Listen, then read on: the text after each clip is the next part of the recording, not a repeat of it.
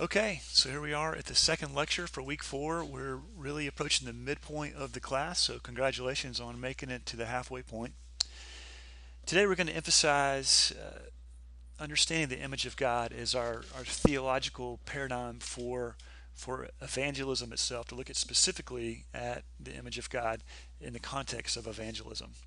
There's a question that comes up at times in theological circles. Does one need to believe first before they can really belong to a community of believers, or can you belong first and then come to believe afterwards? So the question sometimes is, what comes first? Is it believing before you belong, or is it okay to belong before you believe?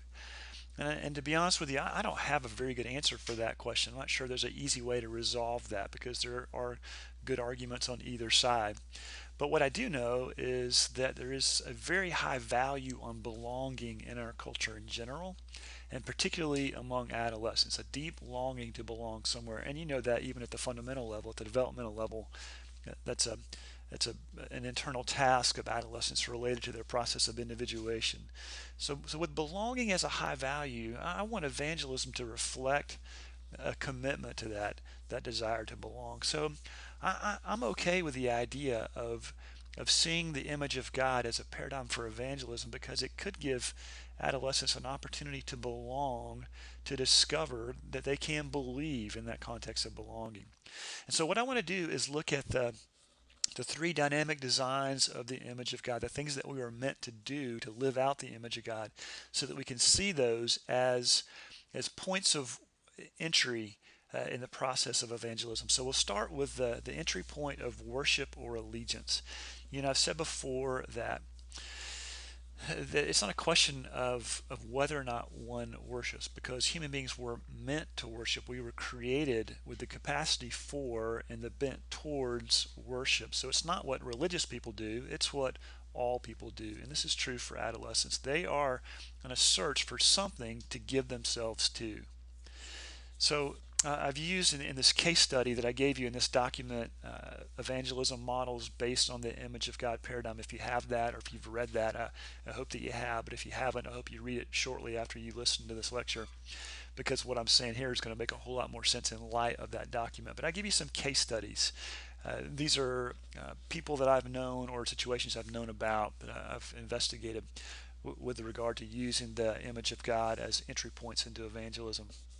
And the young man that I refer to in that document I gave you, named Thomas, fits really well right here. Thomas grew up in essentially a non-Christian or a nominally Christian home. Just the name of Christianity was probably respected there, but he has very little exposure to Christianity in general, and the culture or the practices or the language of Christianity. However, what's been helpful in the context of a safe, trusting relationship with Thomas is to start conversations about loyalty, what we give ourselves to, and we've gotten some traction there. So we have gotten to the point now where we can talk about the reality that in a lot of ways in his life, he's given himself to certain things that only have a certain measure of return or reward. And he was an athlete in high school, and he went off to college and tried to play sports there, and it didn't work out. And he was kind of confronted with the reality that he had placed a lot of worth or a lot of value in the return that playing sports would give him at the collegiate level. And so it's been really helpful to discuss this idea of what we give ourselves to, and this expectation of worth or value that we get from that. And that's resonated with Thomas. But the reality is that he knows so little about Christianity that the idea of giving himself to something that he doesn't really understand is a significant barrier or obstacle. And so our conversations have tended to look at the lesser things that he gives himself to, in order to try to discover or find some worth, and to suggest the possibilities that it could be that his allegiance to God, if he was willing to give himself to God, could in fact give him the sort of worth that he's looking for. So we've had to address the questions of trust. Can he give his allegiance to God's kingdom? Does he have to paint a picture for him of what that looks like, what it would be like to be in relationship with God, give his loyalty and trust to that, and what this kingdom sort of life would look like. In fact, I've actually given him this entire diagram that I've given you, the diagram that shows all three of the the dynamic designs of the image of God and the being created in the organic dimension in the center. I've given him that, and we've walked through that. And I've said, look, this explains everything, and it really resonates with him. And he kind of sees himself wanting to fit in all three of those. In fact, he's just gone back off to college for graduate school, and I sent him an email encouraging him not to give up on this journey of trying to find a place for him to give himself some allegiance. He started going to a church with a new girlfriend that he has, and so his reply email was really, really good. I'm going to read it, part of it to you. He said, I've been struggling with the worship allegiance aspect of the diagram. How about that? Like he's actually using the language of the diagram that I gave you. I think I'm on the right path as I've been going to church and talking to his girlfriend about these things on occasion. But I still feel as though it is or will be easy for me to slide back into placing my worth in the same things I have in the past. I don't know if this is because I'm used to acting in this way or because I'm not quite sure how to change my attitude and mindset yet. And this is a really insightful email from him. And of course, he's a little bit older than our typical adolescent that we'd be reaching out to. He's about 23 years old now. And he's a pretty smart guy and he's pretty self aware. But he's recognizing that he has a tendency or a bent towards trusting in these lesser things. And although he knows intuitively, he knows objectively, he gives assent to the idea that those are not going to give him ultimate worth. He still has this habit or this mindset of slipping back into that. And what he hasn't realized yet, and we've talked about this on occasion, is that he's not going to be able to muster up the character or the drive to always place his allegiance and give his loyalty to God. That's going to have to be a work of the Holy Spirit when he finally submits to it, and I trust that he will. So, because we've got a relationship of trust, we can have these kind of conversations about where it is his loyalties lie, what it is he's placed his trust in, and honestly how that's worked out for him, and the fact that he doesn't have that sense of ultimate worth that he's looking for. And so, what happens is that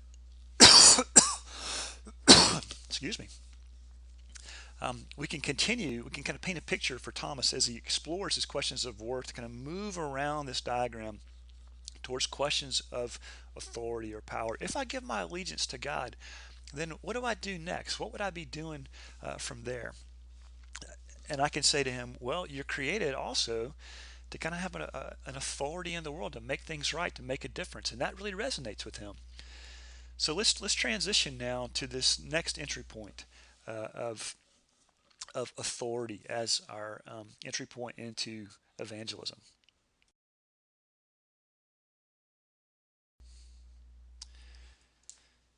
Okay, the entry point of authority in the case of Thomas, and really in the case of all kids, capitalizes on this sense that they all have, this gnawing sense that they were made for more and not less. Every adolescent, and really every human being, but every adolescent, by virtue of being created in the image of God, longs to do something that matters. They long to know that they matter, and they long to use their abilities, their talents, or even their power in order to change things, to make them to make a difference in the world. So the case study that I gave you was a pretty unusual situation, but it was connected to the Young Life Ministry in Wales in the United Kingdom, a pretty impoverished part of the West, uh, where a very depressed area economically. The suicide rate is very, very high there, and there is very little sense of hope in that community, and particularly among adolescents who look ahead to the next phase of life, the adult world, and they don't see very many economic opportunities. They don't see very many uh, pictures of success. They don't see a whole lot of opportunity. And so they know they're in a transitional period, or they know this kind of deep down inside, but when they look ahead, they don't see a sense that things are going to get better, although they had this gnawing sense they were still made for more.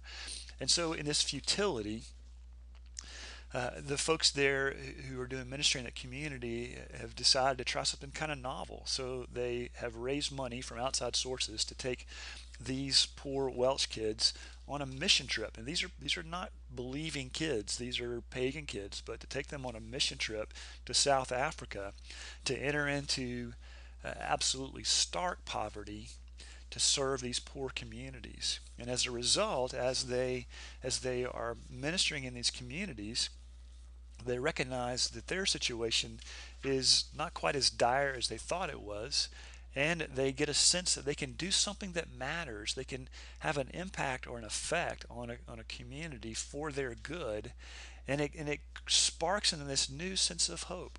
So they get a glimpse of seeing that their authority or their power can be used in the way God was intending it for it to be used.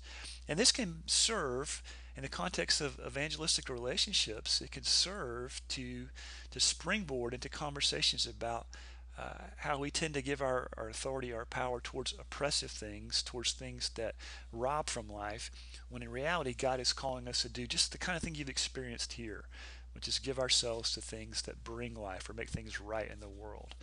And this can be, then the next step could be to invite these same participants in a mission trip into experiences of worship, into questions or conversations or even participation in worship, uh, with the idea of expounding the idea of what this worship is. It's not just about going to church, but it's about encountering God, uh, and um, and wrestling with the questions of who it is that we give ourselves to and give our allegiance to. And then hopefully through that kind of process, they can work their way around this cycle to begin to explore community and relationships. So we can work their way around this circle there using this entry point of authority.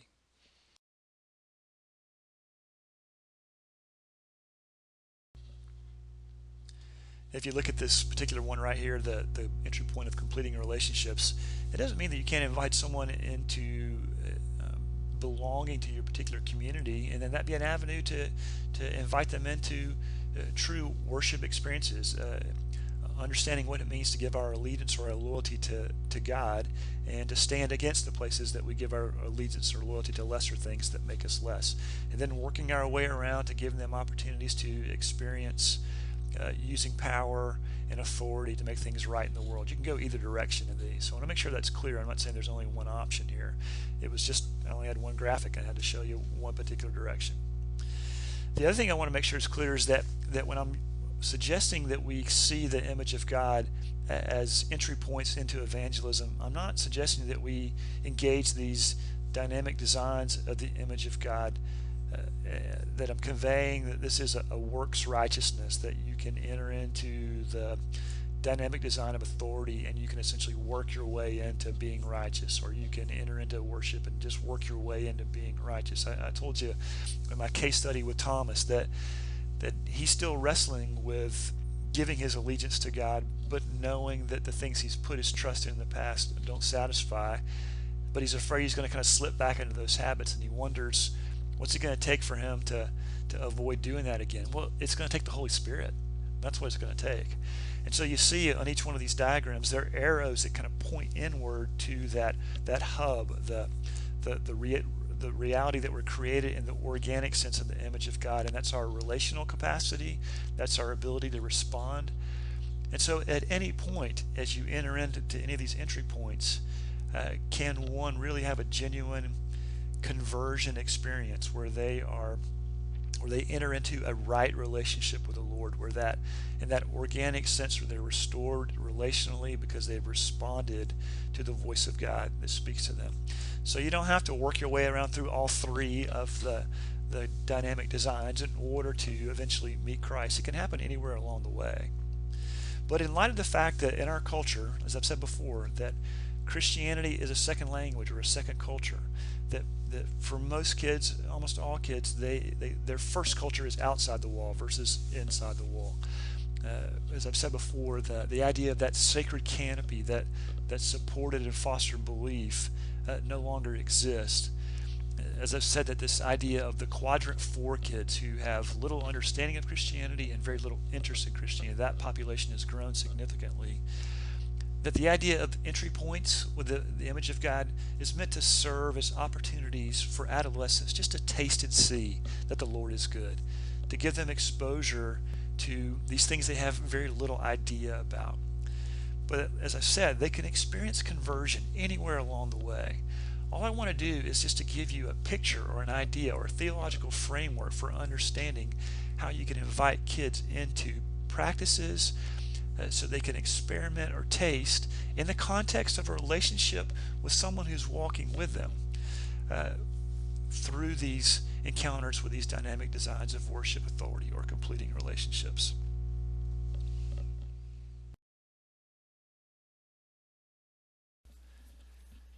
Okay, let's wrap this up.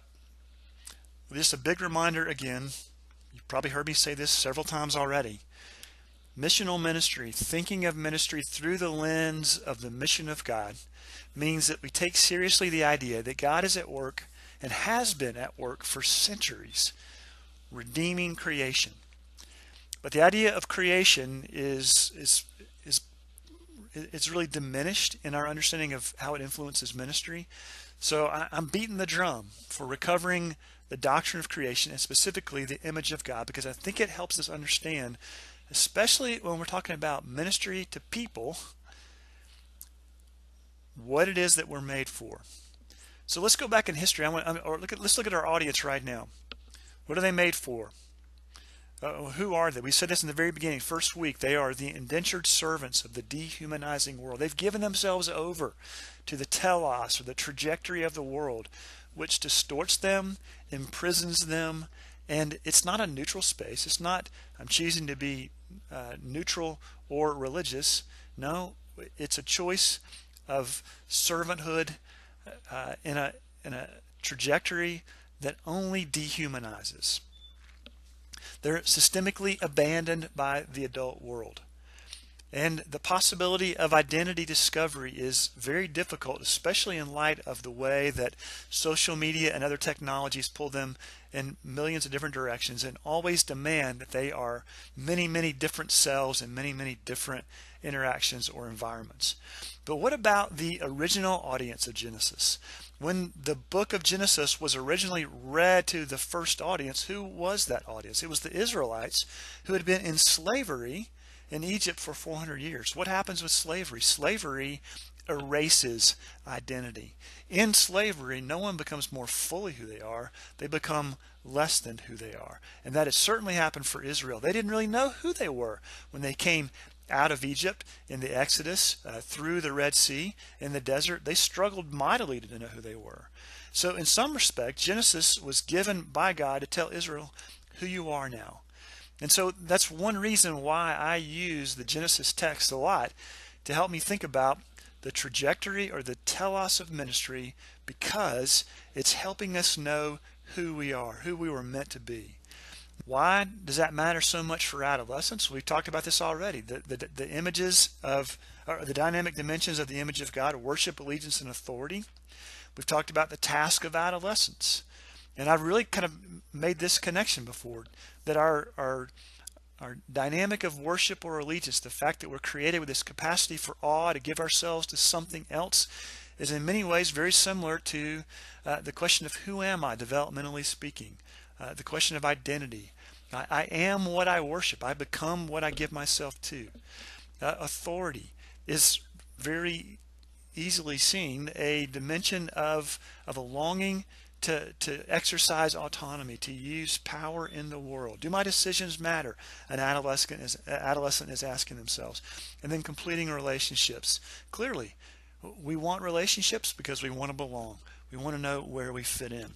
So as you think about this again, this emphasis on the image of God is not just a theological emphasis, it's also overlapping with a developmental reality for adolescents.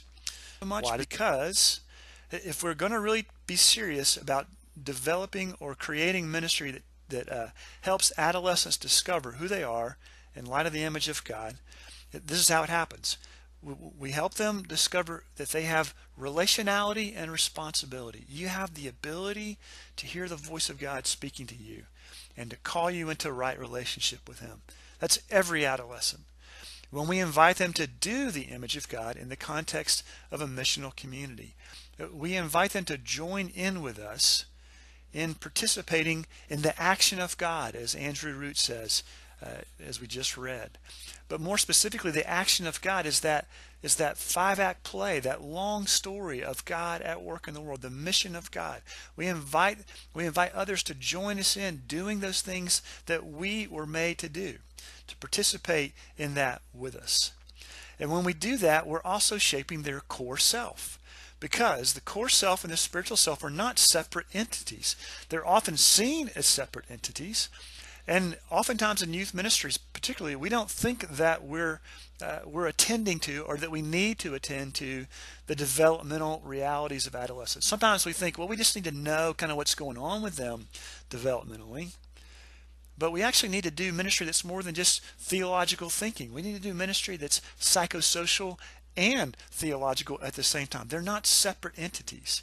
And if we do that well, we will shape them at the same time. We'll shape their core self, their psychosocial sense of self, while we're shaping their spiritual self, because those are integrated elements. They're meant to be integrated together.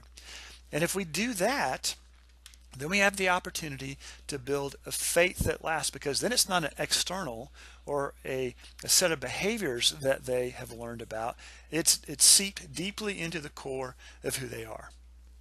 All right, so how do we create this missional community? Here's sort of the kind of things that I want you to be thinking about when you think about, what kind of influence do I need to have on the local body that I'm a part of? Because that will be the missional community.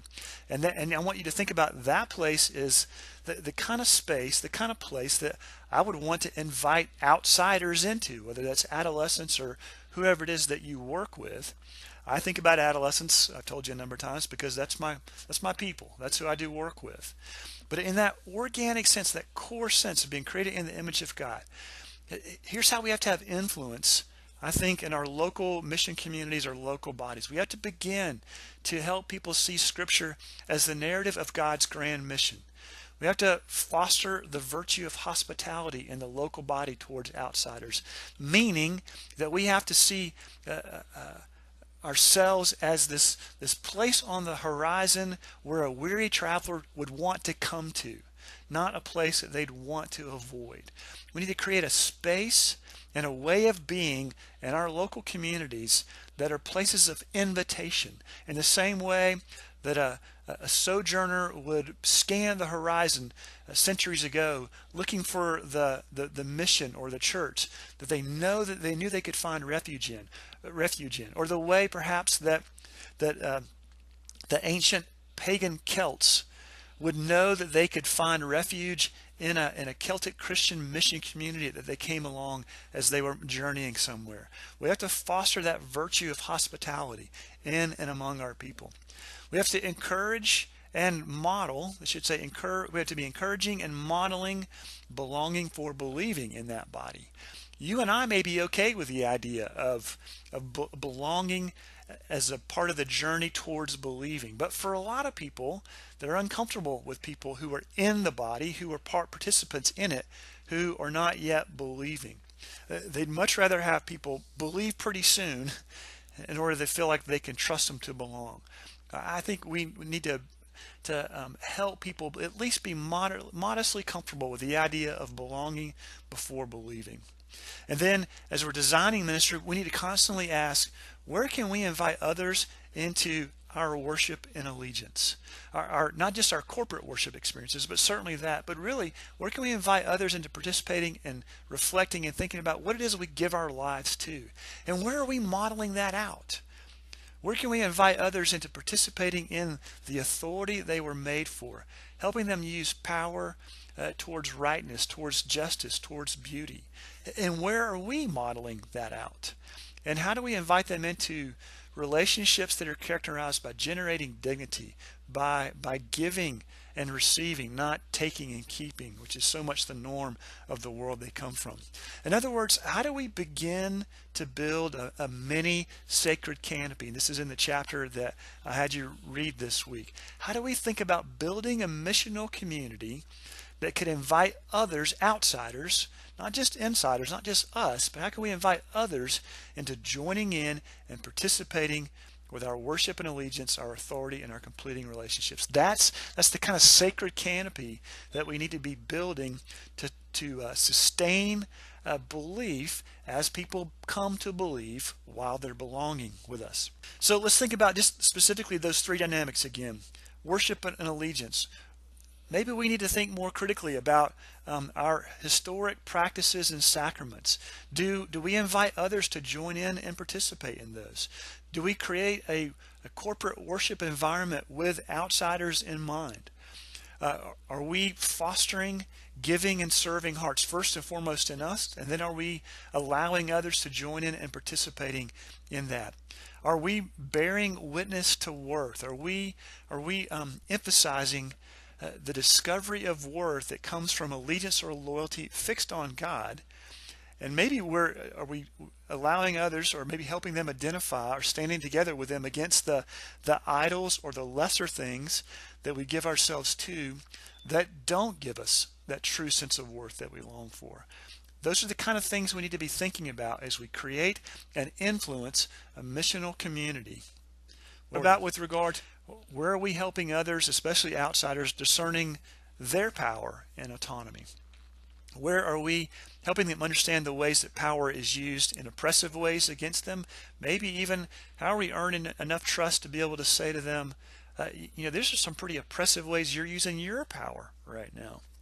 Where are we creating space and opportunity for them to participate in making things right in the world?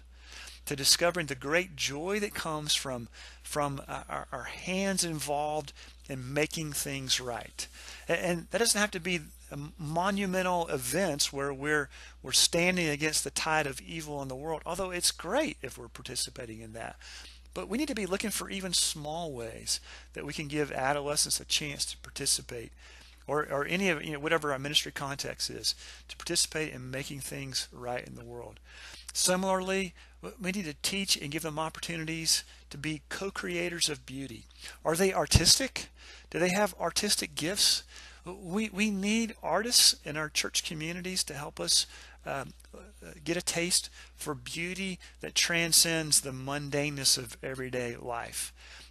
We need good art. We need good crafts. We need stuff that we make that points to something bigger than ourselves. And we need to give them opportunities and understanding in order to help work for justice, as I've said already, the mission trip kind of idea, to joining in and participating and discovering a sense of who they were by making things just and right. And completing relationships. Are we giving them the opportunity to shape their opposite sex relationships that reflect the order of creation, those male-female relationships that were meant to give a sense of dignity, not to be avenues for exploitation? And do we have adults around us who are modeling the same thing, so that we invite others into it and they see these relationships modeled this way? Are we building relationships of trust with these that we're inviting in to help them identify the temptations that certainly assault them, like it does all of us, to exploit one another, or even the places where they're exploiting themselves and giving themselves over to being consumed or exploited? Are we building relationships of trust with them to help them identify and stand together with us against that cultural tide that only traffics in exploitation? What about creating experiences with community, and particularly with intergenerational community? What does that mean? Of course, it means that you'd have to be the influencer to get the grandparents and the retirees and the young moms and the middle-aged families to buy into the notion that we need to be an inviting community for outsiders to come into. And it's everybody's responsibility to make that happen as part of a missional community in those kind of completing relationships that are known for their hospitality and that they generate dignity in the life of others. Again, the kind of things you need to be creating a missional community. Why am I saying so much about this? Because honestly, in most church communities and ministry communities, we don't put enough time into thinking about the end. We don't begin with the end in mind. We don't think about what we need to have in place to invite others into. But this is what the Christian Celts did. They created missional communities with the end in mind. We're creating a space where we live out the realities of our relationship with God through Jesus Christ as he renews in us our image bearing. And then we invite others to participate in that. So what I want you to do as a result of this lecture and the chapter that you read is to reflect on the values that come from the trajectory of being created in the image of God, to examine them, reflect on, and create a vision for incorporating them into your ideal mission community. Listen, where you are right now might not be an ideal mission community, but where could it be in 5 years? This is probably the best way to think about it. Where in 5 years, how could this missional community you're a part of be a place that you would want to invite adolescents or others to join in and experience an expression of life in the kingdom of God, life the way it was meant to be, that shalom sort of life, the life that they were made for, because they know in their bones, remember, that they were made for more and not less. I want you to be thinking about that, because a big part of your upcoming project is to describe in better detail your reflections on an ideal missional community that we want to invite others to join into.